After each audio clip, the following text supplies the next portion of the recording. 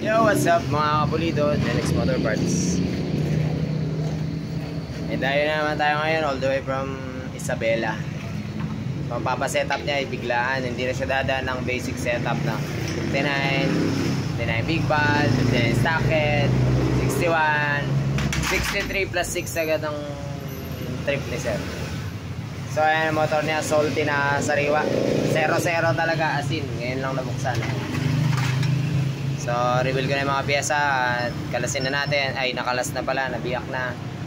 Papakilala ko lang sa inyo kung paano natin gagawin. Yun, let's go. Alright, dadalawa lang kami ni Momon ngayon. Hindi ko malaman, nasa na naman yung isa. So, yan o, napakasariwa o. Ano bang order na ito? Salty. Wala siya CDI 28. So, wala siyang bukas talaga, ngayon lang siya. Full stock. Stock is good. Kahit lean na lean, walang overheat. May overheat ba? Oh, yan oh. Walang overheat. Kahit sakal-sakalin mo sa gas, pag stock, hindi ka ma-overheat. Stock lahat. Never been open. Yan oh. Wasari. Nyalsigun. Diyan ka na. Hindi ka na kailangan. Ay, kailangan pala dyan kunya. So, reveal ko yung mga parts niya, mga kapulido. Ang wala niya is, ewan ko na, sino yung mayari. Di ko na-adat na, umalis daw. Hindi ko alam kung paano to, walang piston. Nahin natin kanyang sigunyal, plus 6. Yan o. Aftermarket crank. Yan, napakatibay pagka ganyan mga kapulido. Matibay yan.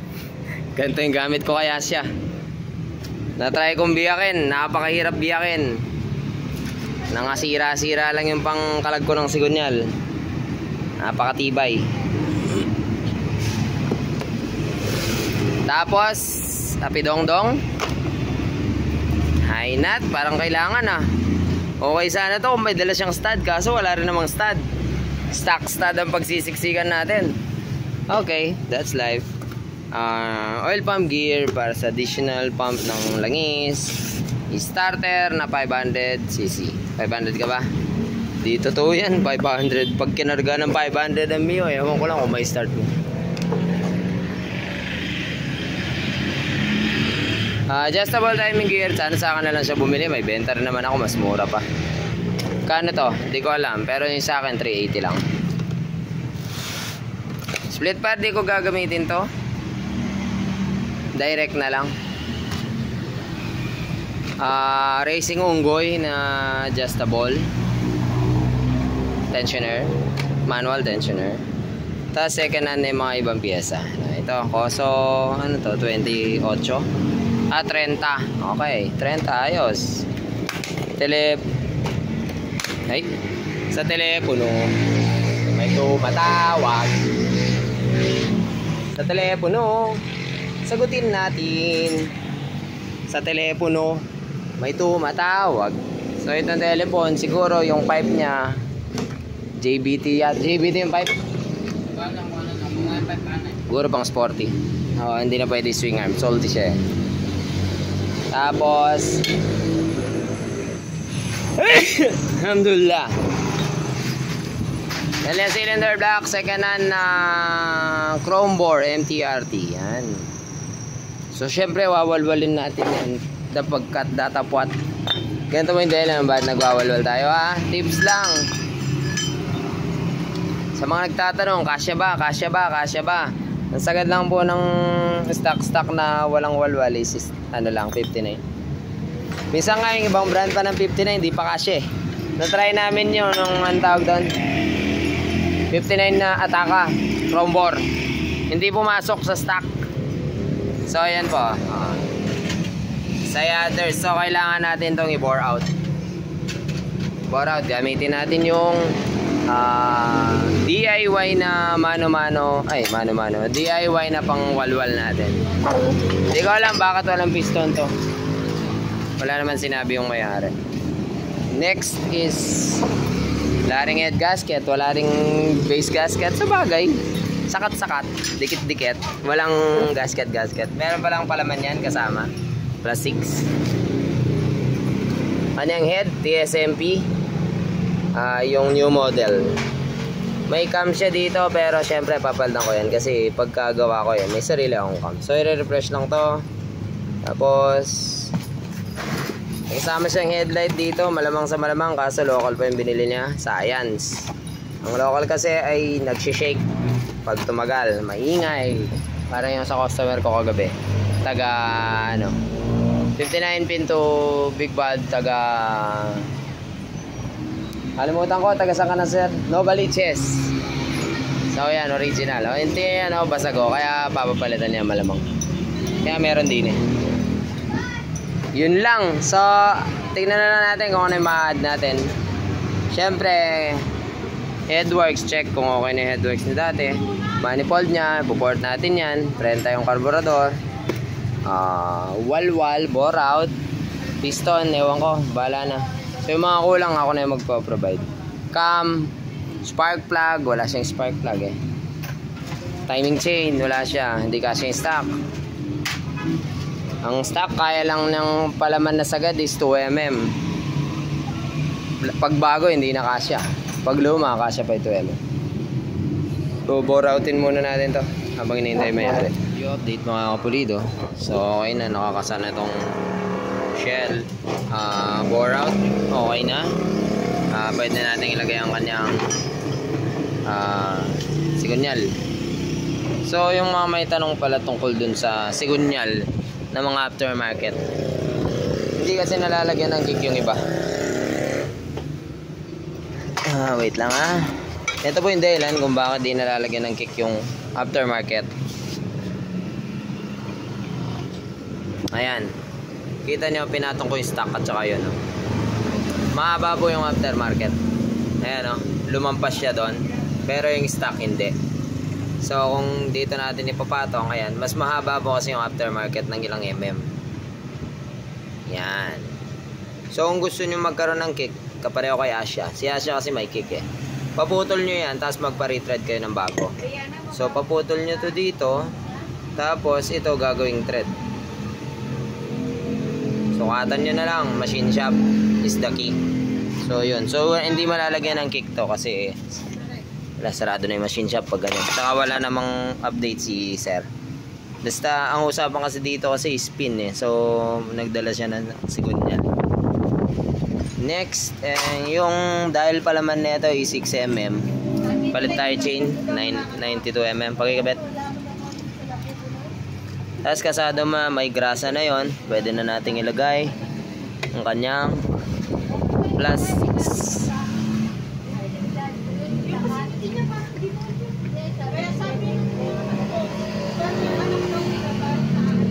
Yun, grabe ang lapad So yun po yung dahilan para dun sa mga kapulido. Yung piston pala dala pala ni Jonathan, bali nagpabili ng ring. Sarado na yun, dowel. Ayan, okay na. Malinis na yun, drain na yun Aliyah. Binuklat na yun di Aliyah malinis. Mula may pa, may ugse kilobing dinat. Tampi pagkayan. Next yung valve spring, okay na to, naka 2.8 siya. Gamit na tong head second hand. Yung bearing lang hindi ko na kasi wala siyang takip. Shower siguro to. Shower yung walang takip, tas yung bagong racing monkey ngayon. Next yung kanyang cam sinukat ko siya 7.1. So mataas yung karga natin. So 7.5 Genrex cam ang lalagay ko. Tapos parang keso na nire-grind pa to hindi ko sure kasi patag na siya dito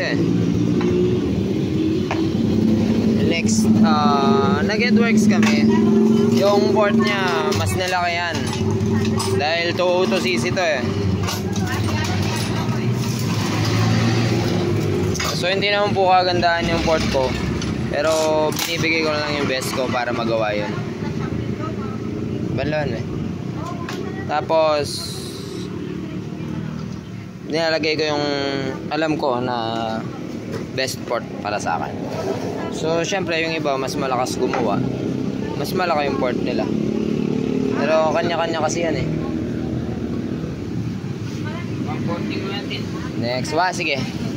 Yung carb niya na koso na stock masyado, so madumi yung loob. So linis na lang, tas initial muna kami ng 140 na main jet. Okay na.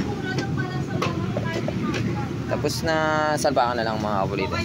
Update, importanteng bagay ulit.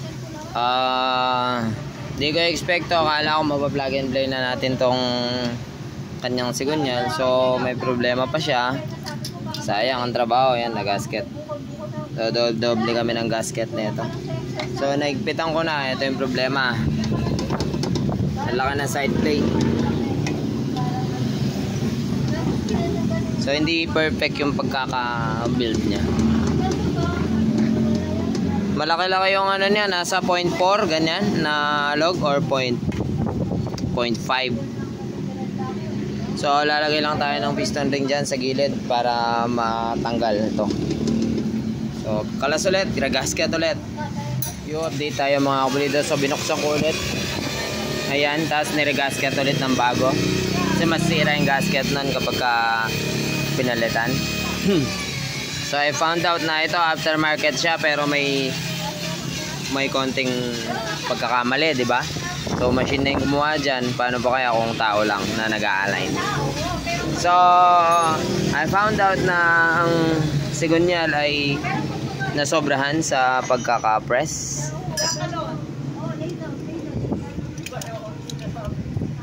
Ayun yun. Masyadong baon yung pin dito sa kabilang side. So idea lang yung pagkagantong mga aftermarket kadalasan is yung pin neto is stock. Straight lang, hindi siya upstroke.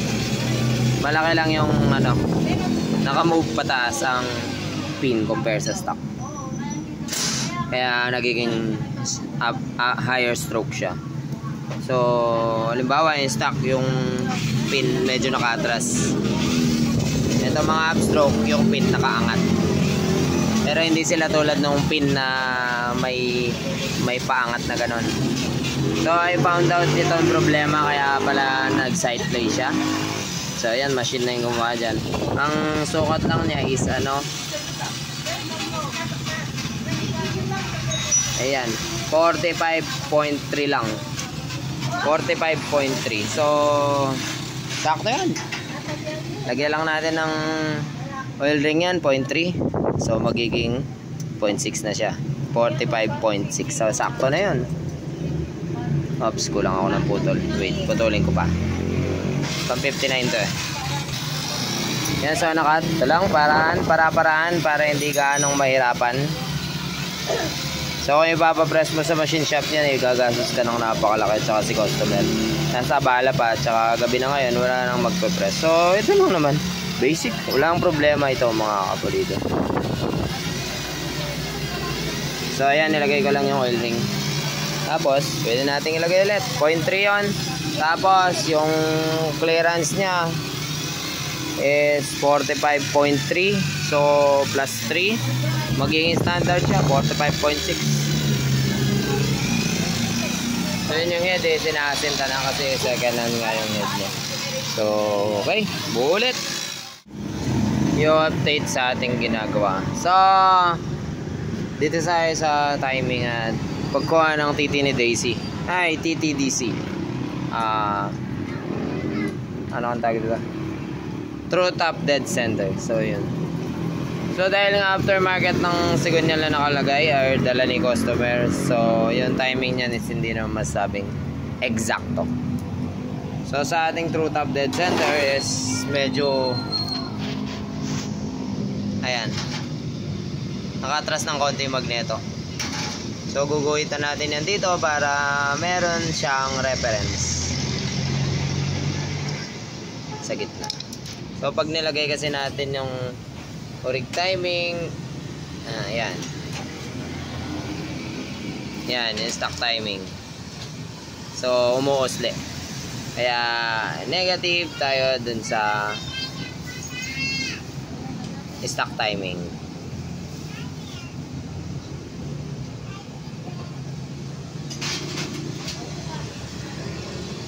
Yun. So, dito naman sa kanyang deck height. Sa kanyang deck height, yung piston niya dati is nakalabas. So, malamang sa malamang is mababa lang yung specs dati nito. Ay, mababa ba? Mas makapal yung palaman nito dati. Doon sa dati niyang pinaglagyan. Pero brand new tong Sigunyal eh. So, magdadagdag pa tayo ng 1mm base gasket. Base plate. So, di siya pasado dito. Next is yung oil pump na ilagay na. Unggoy. Tapos yung ano, medyo madugo yung pag-asinta. Hindi pa rin tapos. Alas 9 na, batay tayo dyan.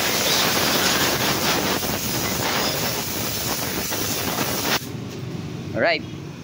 Yung update mga kapulido. Nandito na yung may-ari.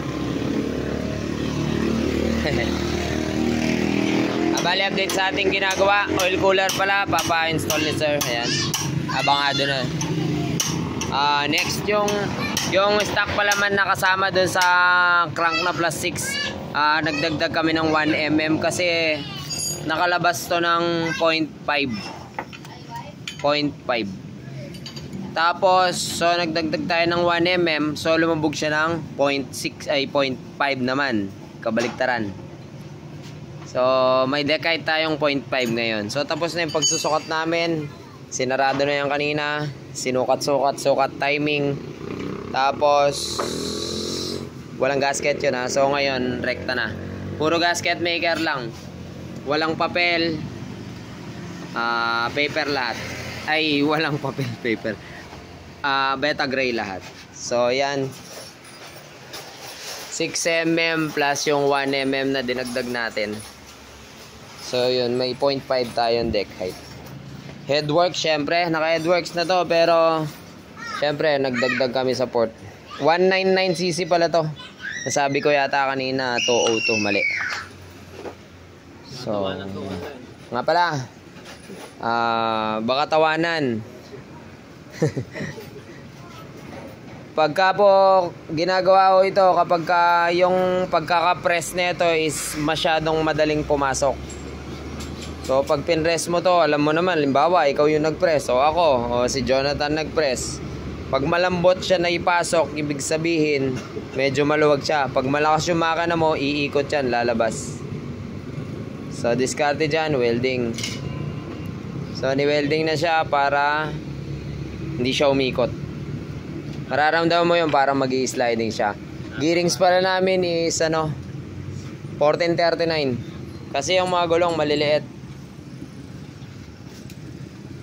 Next, yun. So, salpakan na lang to mga kapulido. Tuko check, all good, safe lahat. Yan. Date 1:30 AM. Tinanggas yan. First start na natin mga kapulido. Abang na tayo ng Dura na langis. So, bago natin isalpak sa kanyang chassis. Ayan. Ay, masakit na yung likod ko. Sign of aging. Yan. So, sir, pa-video? Pa-video tayo sa may-ari. Yan. First start. Ingay tayong konti. Kahit ating gabi na.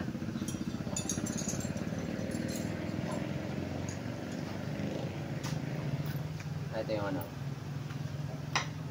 pantakip.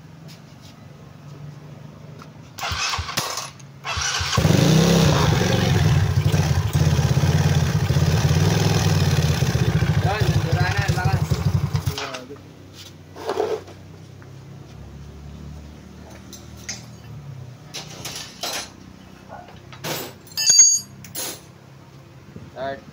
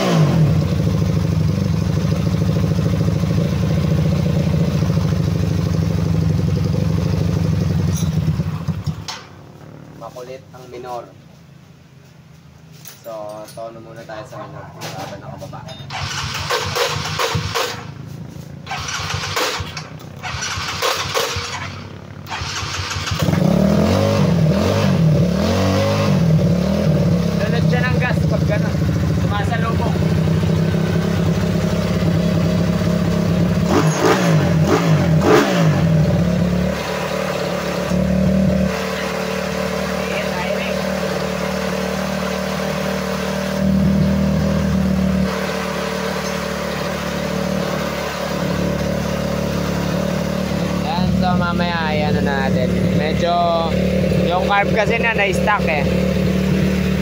Kaya baka may overflow pa to. Tunuin pa.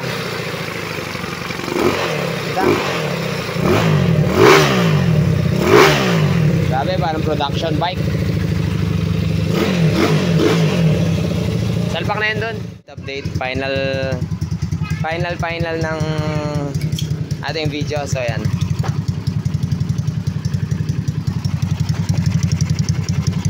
Singaw yata pipe pa. Dalawa na exhaust gasket. So yan, oil cooler, mainit na. So kaka-start lang yan dito. Stack up. Wala na. Wala na, wait. Stack up yung ano, JBT 10, anong tag dyan? Yung adjuster. So ikot ko lang doon sa may magic start, tapos utusan ko lang si sir na ipagas para sa final tuning. Kasi wala itong gas, unleaded nakalagay. Unleaded binili ni sir eh. Try lang na mayari.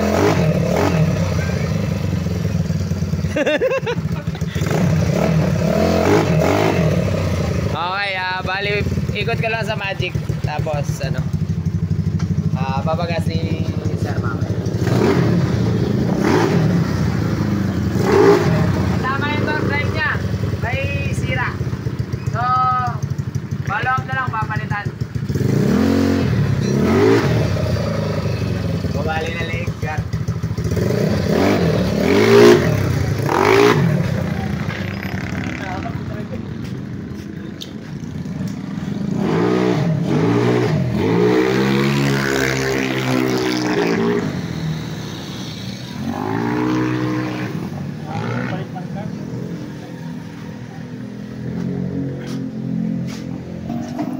Yo, abangan natin reaction ng may-ari. Pero wala pa sa tono.